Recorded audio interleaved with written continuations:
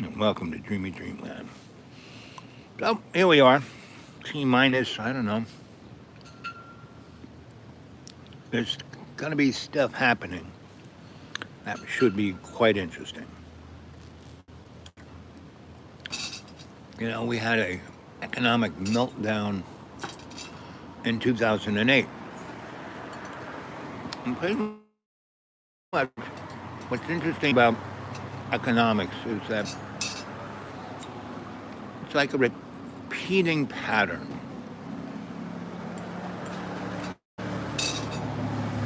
Every 50 to 70 years, you kind of go up to a certain level. It's like spring, summer, fall. In 2008, there was a big collapse based on many things, like First World War, the Great Depression, Second World War, Korean War, Vietnam War. And we were like Rome. Our whole empire is based on war. Taking things. We don't really make anything. We never really did. Right? We had a few moments, like between 1890 and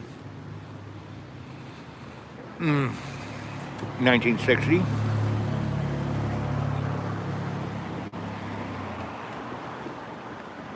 When these periods of change are usually punctuated by assassinations. Hey, folks.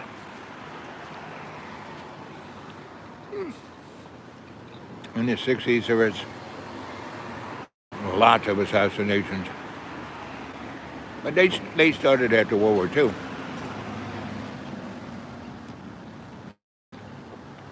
Because as the European imperial powers couldn't hold up their empires. The Spanish-American War, First World War, Second World War were good examples. That was basically Europeans not being able to hold up their empires. So, the United States, which had been a colony, it really didn't win its freedom through a revolution. It basically just played into the script. Because the English couldn't afford to keep paying the bills for having the colonies, especially because the colonies were too far away to really control. I mean, as long as they had wars like the French and Indian War and all the other wars that England had in North America, which sufficed the relief valve, though they didn't have to have the wars in Europe. Kind of made sense for about 200 years. But they couldn't reap the rewards like they did out of Africa and India. So they kind of built a trilateral power structure that was based on the old Roman Empire of the Vatican, which was the Holy Roman Empire. That was the Second Reich, the Roman Empire. First Reich, the Roman Empire. Second Reich, Holy Roman Empire. Third Reich, Nazi Germany. Because they impaled humanity on what is known as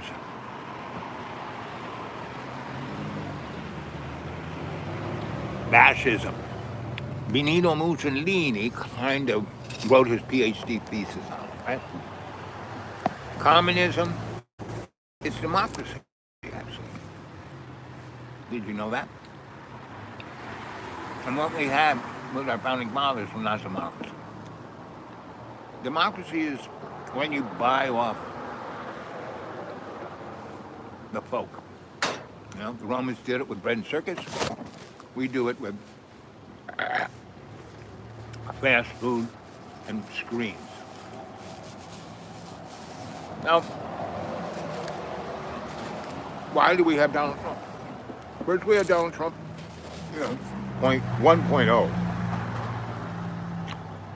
And that was for us to kind of get used to what kind of a entity he is, because he's an entity. And a good example of that is a good old, what's his name? Jeffy, Jeffy. Mr. Sex Guy, Jeffy. But Jeffy's not really a sex guy. He probably was a eunuch. Epstein.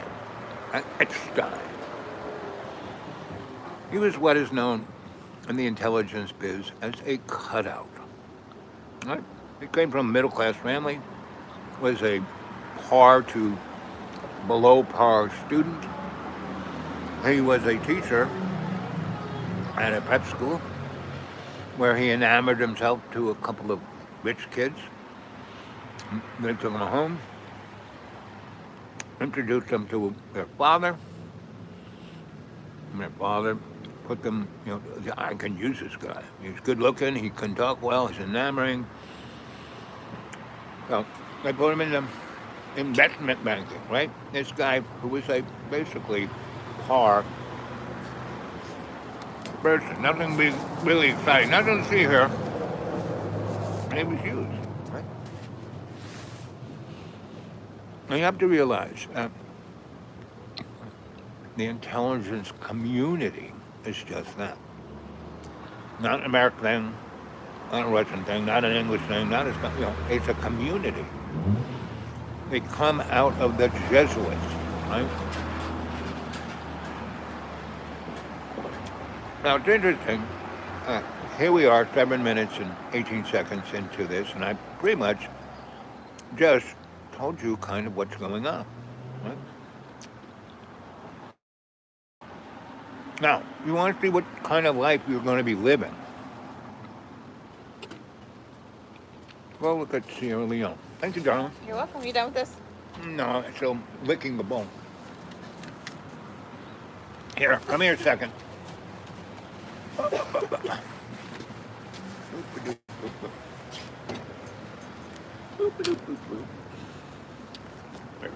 we go. Oh, give me back $6. Are you on live? Are you on live? Yeah. Who are you talking to? This is my YouTube. Oh, really? Yes, you're a star. She's a star. Here she is. My show is Dreamy Dreamland with Sensie Owl Bob. Do you have your phone on you? No, not on me. Okay. I'll remember it. Dreamy Dreamland with Sensie Owl Bob. Yeah, owl, like the bird. Owl, O-W-L. Owl Bob. Give you how much? $6.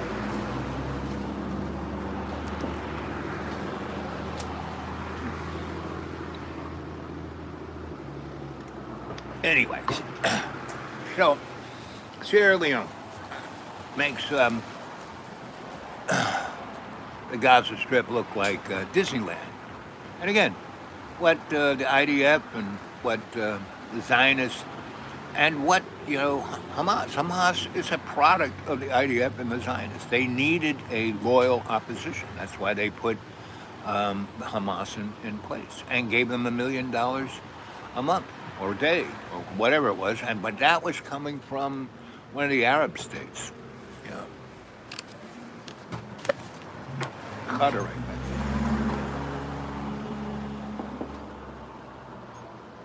Yep, the eagle has landed. Eagle. Yes, that's what what's his name said when he stepped off to step onto it, right? That was you, one small step, and you made it without any kerfuffle.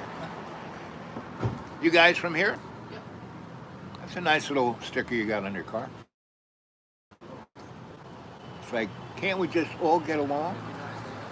No, we can. If we only kind of wake up. We're a little bit too distracted by our habits. Exactly. Well, enjoy your pizza. Or a calzone or a salad, but this is good food.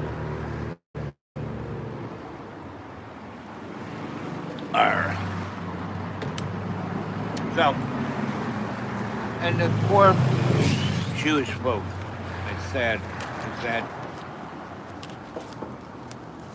they don't know they're being had. When all you have to do is read the Old Testament, you know. The word Torah, right? Back in the day of Jesus, back in the day of the Hebrews,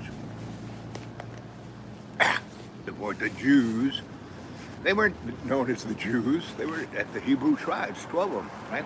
Why were there 12 tribes? Because there are 12 zodiac signs, right? And why does the Hebrew tribe, why is their Sabbath begin Friday evening, Saturday afternoon? And the first day of the week tribes is Sunday, first day of work, right? This is the day of rest for God. You know. But theirs is basically goes from at night. So their Sabbath is at night, right? Whereas Christians celebrate during the day, right? Sunday. And Sunday. What's Sunday? Sunday is when the light is out, right? And so you have the Hebrew nation who celebrates in the dark. Christians celebrate in the daytime. But the Christians or Jews were, Israelites, right? Because they were breaking away, because they had a choice of sticking with the Mosaic, a life of the law that was always being changed by the lawyers of the script, the rabbis and the Pharisees and all the other hip-de-doo, high hippie holies. So anyway, you know where the Jew came from, the name Jew, right? So, once God and the Romans scattered the 12 tribes, go west, young man. And they did. They left the east for a good 2,000 years. And a few of the Hebrews, and especially Sumerians, who were Jews, or Hebrews. There is no, term, because it's the 12 tribes, there's Hasids, the Anunnaki, you name it, they're there. Up. Anyway, so we are just constantly repeating. So I sometimes lose my track, and the track is the good morning, good evening, good afternoon, and welcome to Dreamy Dreamland. Here we are almost 14 minutes into the show, and welcome aboard. And I've been doing the show for almost 10 years, and have almost more than 3,000 shows, and I would suggest you go look at them, right? Lucid, yes, hello, hi, Sid. Let's have some comments. Let's have some communication. That's what makes this show good. When you ask a question, so I throw out subject matter like this, right? So I was going, pretty much what we're experiencing is we're going by the script. And pretty much the script has been going on since we left the garden, right? Because what we're experiencing right here is not what we're told it is, that's for sure. We don't come from where we are told. And Jesus is not what we're told it is. God is not even told what it is, right? The Ten Commandments, are great. Really, there's only two we really should bother with. I mean, the other ones like don't covet your neighbor's wife and blah, blah, blah. Those are good, but more like suggestions. But the two that really, if you did it, you'd be no problem. And that is one. No false gods, right? Now, it's, you pagan, you. No, sorry. There's only one God, and that is the great maker. Love's co-creation, right? That spirit that we have a covenant with, meaning we are, when the burning bush appeared in front of Moses, and Moses was like, what the buck? I don't want to talk to you. You know, I broke out of Egypt. I left. I went all the way. I'm like right on the edge of Africa. I mean, Africa, not Middle East. Africa, because Middle East is Africa. But hey, we don't know that because there's oil there. I mean, it was hard for them to, like Nigeria, that has a lot of oil there, but they didn't quite call it the Middle East. But they just went in there real fast because the oil was close to the ground, popped a lot of holes, sucked it out, and just destroyed poor Nigeria. Meaning, I mean, the place, it's an environmental holocaust. That's why there are all those people there who are, kind of crazy and doing really nasty stuff. It's not because they're Muslims, no, it's because they're emotionally traumatized by all the war that's been there. The same thing with Sierra Leone. You go to any country in Africa that has no issues whatsoever, except interesting people and, interesting food and interesting land that grows interesting plants that we don't want, we don't care, they're not narcotic and they're not wheat, so we ignore it. They have peace. They don't have any money, but they have peace. We look at Sierra Leone, there's gold. I mean, why is the Middle Eastern countries paying for France, Germany, America, Russia, China to go in there and permit that? It's not a civil war. It's a scam, right? It was that was, I don't know whose, it was either French or Dutch, but anyway, when they left in the 60s, they put a guy who was a real nasty piece of work, and he was the, Papa Doc for 40 years, until the women of that country said, screw this. And they refused to do any work. They refused to have any sex. They refused to have any babies. And they just sat there in front of the guy and just looked at him like, we're coming for you, mother. And so he left. And then they got a bunch of scholastics, academics. Oh, we're going to write a constitution. And the army was there. Oh, we'll protect you. And then after about a year and a half of them putzing around, the army had this rapid, whoopee force, like the cavalry.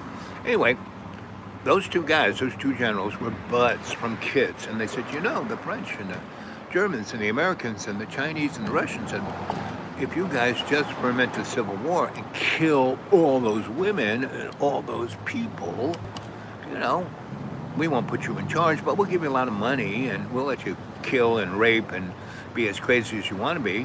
So that's what they're doing right now. It's not a civil war. Anyway, and this is a guy, this guy, who's talking to you from a little town out in the middle of nowhere, non-disclosed location, who'd been living in the woods for the last, since 2017. Hi from South Africa.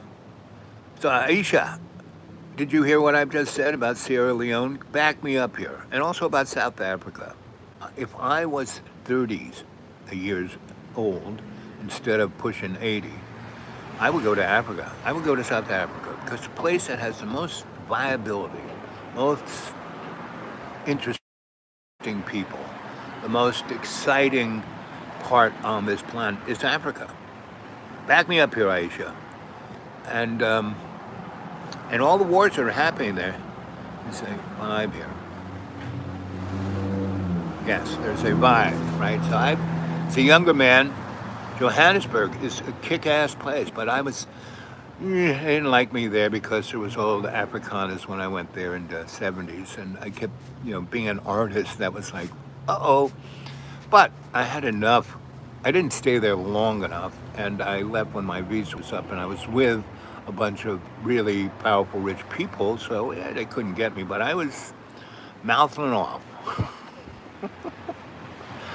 Because, man, I was like, Stevie Wonder had come there, and I was kind of in his crew, but in a scholarly kind of way. Afrikaans, yes, exactly. Anyway, so when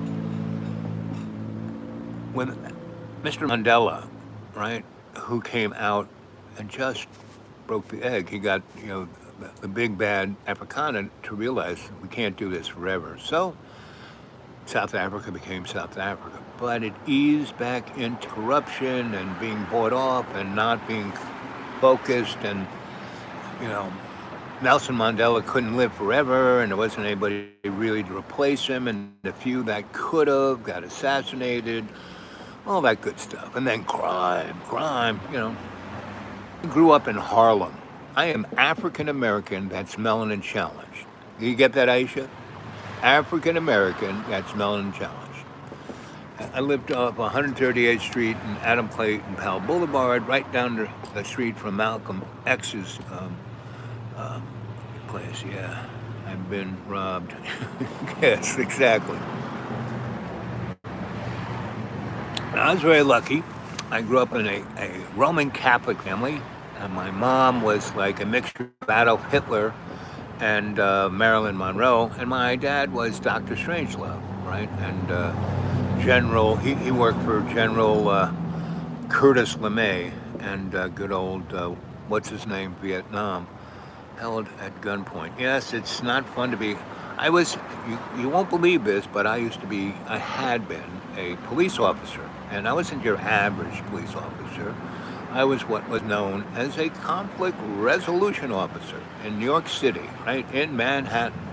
And of all the 18 million people, right, and all the 30,000 cops, there were only 4 of us who were conflict resolution officers. And the other guys, they were really police. Me, I was a psychosocial cultural forensic anthropologist, and I got that job because I helped start, I'll show you some pictures. First off, here's me being an anthropologist in Australia. There's me. Where's me? There's me, right? And there's my dingo dog, right? And here we are in a corroboree, a circle, a prayer circle, right? This lady had a baby, right? These 2 guys were the only 2 guys. It was me and my wife, right? So when we got there, she was pregnant, right? She had just gotten pregnant before we got there. And no one, these guys, this guy right here, he was so old, he was there before white people from England showed up. But they're in the middle. They're in a place called the Nookenbah, right? And so he's like 190 or right? Because the first white guy he saw came riding towards him on a horse. And so when the guy saw that, he thought it was an animal. And so when the human got off the horse, and now there was 2 of them, he fainted as a little kid, right? And the guy put a rope around his neck and took him back and had him as a pet, right? This guy, he was the epitome of the cowboy. Look at these people. None of them wear shoes. Look at their feet. Look at this lady's feet. They're like tires, right? So we had just walked 6 days through the Nookenbah, and we came to a sacred spot right in the middle, about 300 miles, I guess that's south. Australia's a hard place to figure out which way is north, south, east, west, because they're right over there, the whole continent, the South Pole is kind of right there, just past Tasmania. Sorry, got to go to bed. Keep it up, bro. Okay, I will. Much love. Well, check back in. I'll try and do the show a little earlier. I do it on weekends. Go check me out. Go look at my other shows. God bless. Yes. Let's have a prayer here. Father, Son, Holy Ghost, hear our prayer. Bless all those who watch Dreamy Dreamland with Sensie Owl Bob. Let them be the cadre they can be that can change the world. Just takes a handful, Here, let me show you these pictures. Here's a handful of people that changed New York in the 1970s. So here's my mystery school in the woods on top of the mountains of Virginia, right? That's what it looks like.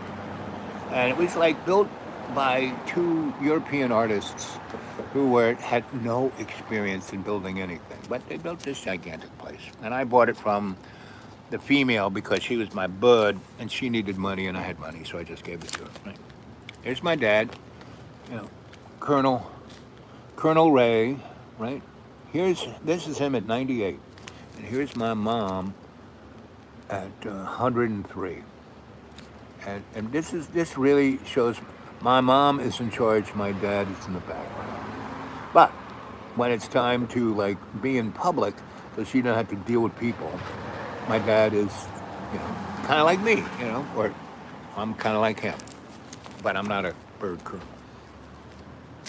And this is my mom. I love my mom. Every time I would take a picture of her, she was like Marilyn Monroe. And there's my mom, and she's kind of disgusted because my sister, she's been wanting. So here's my dad and I, and we have just gotten kicked out of Walmart's because he had this thing where he couldn't control his shitting, and it would just come. So he'd wear these high shorts, and when he started to shit, he would just kind of lift one leg up and shit wherever he was, kind of like a dog. He was kind of like a dog. And he was doing this one time, right? And to distract, they had this big, tall thing of beach balls, and I took one side of the wall out, and 200 beach balls were like rolling all over Walmart's, going through my father's diarrhea. And I said, okay, Dad, let's get out of here. And they came running after him. And I was kind of young. I was like in my 50s. There I am in my 50s taking care of my dad. So when I was in my 40s, and I had businesses, and I was an artist, and I was a cultural provocateur, art party ringleader, a lot of stuff going on, and I had wives, and had the 128. They would either end up dead on the street or in jail or not very good, but they all came out the other side. One of them was Rosie O'Donnell. She's a movie star, right? She played in Men in Black, she played in Runaway Train, she played in Alexander and a zillion other movies. Now she's a main actor in Lucas's Star Wars thing on Amazon. She's the one with the weird kind of thing coming out of her head. It looks like bologna. Anyway, so Rosianna, and I found her in a cardboard box. Where's your mom? I don't know. Where's your dad? Dead? Or like kind of dead. And dead to her. And I said, why are you here? And she said, well, the rats can't get me in the box. And there's some books. I'm reading some books. She's, I don't know, 10, 7, something like that. Is she hungry? Yeah. I took her over to our cafe, fed her, gave her to Swami Mommy. We had our collective, our housing collective, was mostly women. There were 3 guys who thought they were like, I'm the leader, I'm the president. They always were like voting themselves in as president. It was like, like a banana republic, except, well, even in banana republics, women do all the work. Pretty much everything is run by women. Now, I know that. And I always look for the smartest. So here, see this girl here? This is Christine Barton. She invented AI. You know that, did you ever watch a Pixar movie and that little lamp is their logo? That was her PhD thesis at Stanford when she was 16. Right? She went there, she just started, clicking away on the keyboard, doing stuff. She wasn't going to classes, she was doing research. She was a real computer scientist. Anyway, so at 16, they had computer graphics, but they had to make an algorithm for every frame of the movie. That cost $1 zillion, right? So she made an algorithm that was a homogeneous algorithm that could make the whole movie. Then you only needed that one algorithm. So she is the mother of modern computer graphics and AI. So that chip company that makes chips for video games, that's computer graphics. That's her algorithms. And in the 19 wow, ooh. What's your YouTube channel? What? What's your YouTube channel? Dreamy Dreamland with Sensie Owl Bob. You got it? That's it. So anyway, so that's Chris. And I mean, just look at this girl. So what we are here. developed the strategy to shut the Shoreham nuclear power plant down. Because I had worked in Los Alamos and Sandias and Kirkland Air Force Base and Faraday and Brookhaven and all of those national laboratories. And I knew not everything, but I knew nuclear power. My specialty is high voltage, exotic electricity is really my Tesla technology.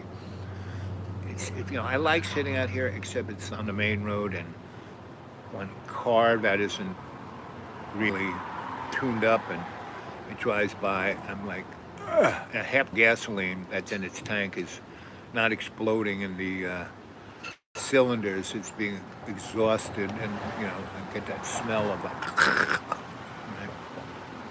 But the other place, it's so their dining room is so they have like a closet for a dining room, and they get a lot of people in it. It's louder than you wouldn't be able to hear me, right? And I stay a while. I drink a cup of coffee, and anyway, so there's Christine. So she and I were a thing for a good 5 years, and GE. She worked for GE. So here, well, I never really. If I had to, I would step in front of the camera, right?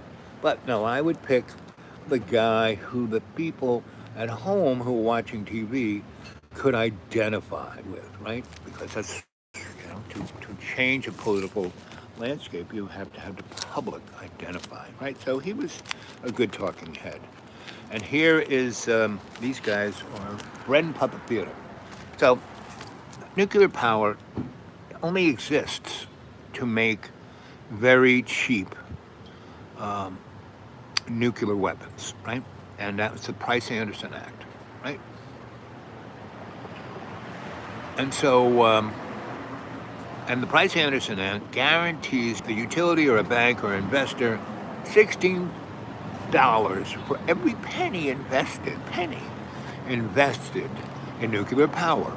That's like the best and you're guaranteed by the federal taxpayer, right? And if that utility owns a nuclear power plant and it has a catastrophic accident like the one in Fukushima or in Ukraine,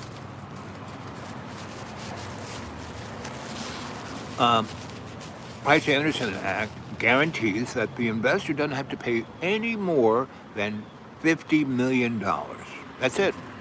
Their liability is $50 million. And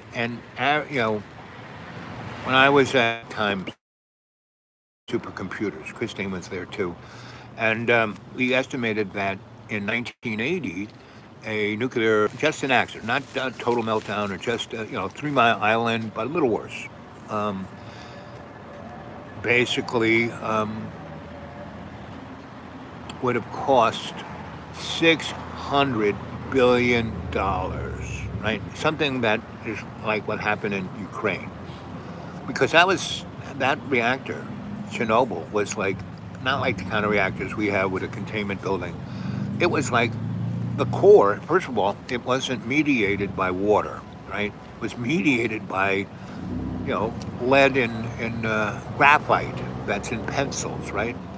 And so when the sucker overheated and it heated up that graphite, it caught fire. Graphite burns like it's basically coal, right? So and so you had this superheated radioactive molten glick, and the core of the thing was as big as like 6 football fields, and it was like 20 feet deep. And I mean, that was the first reactor was built by Enrico Fermi in the Chicago University's squash court. And he built just like the Russians did. He just built it in that and bang, started a fissionable reaction and made heat and said, okay, look, and then did that long enough to basically propagate, uranium 235, which is weapons grade. So anyway, so that's what Shoreham was about, making a lot of money for the investors and making weapons grade, and that's why we're selling Saudi Arabia nuclear power, the peaceful atom. And And that's why we're letting, you know, South Korea build their own nuclear submarines because nuclear submarine reactors cook really hot. So instead of being like your commercial reactor, 30% is all you need to have a fissionable reaction to make heat, to make electricity, make steam. I mean, it cooks at about 1500 degrees. You only need 300 degrees to make steam to run a turbine. And if I'm at a power plant in New Mexico that we used sun and mirrors, and we focused those mirrors on a specific spot, and we made 3,200 degrees just with the sun. No, nothing else, you know.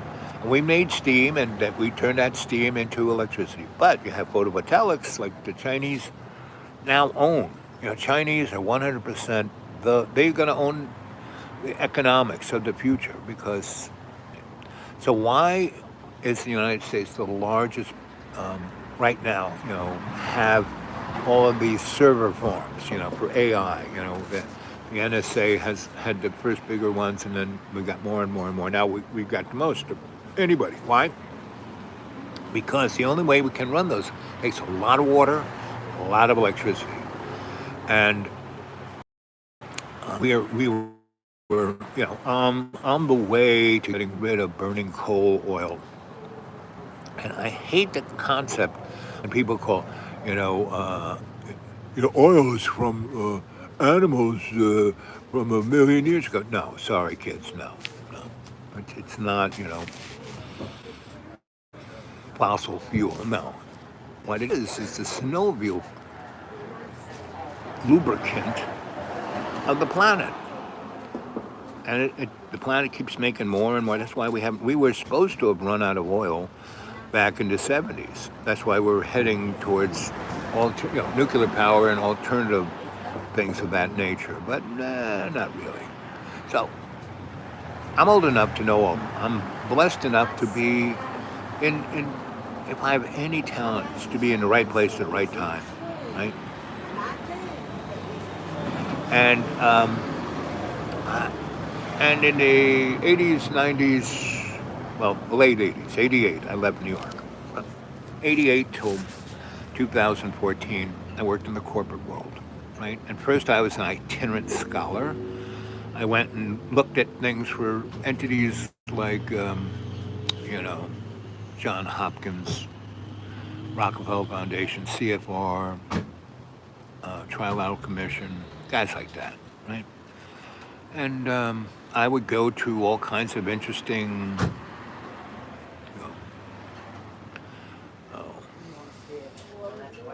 studies, and we would talk about it. Is this your family here? No, I'm leaving. Go get the kids? Yep. So you got me on your phone? Yeah. You found me. I watched it. A little bit. Did you see me call back? You're not the girl from Africa. No.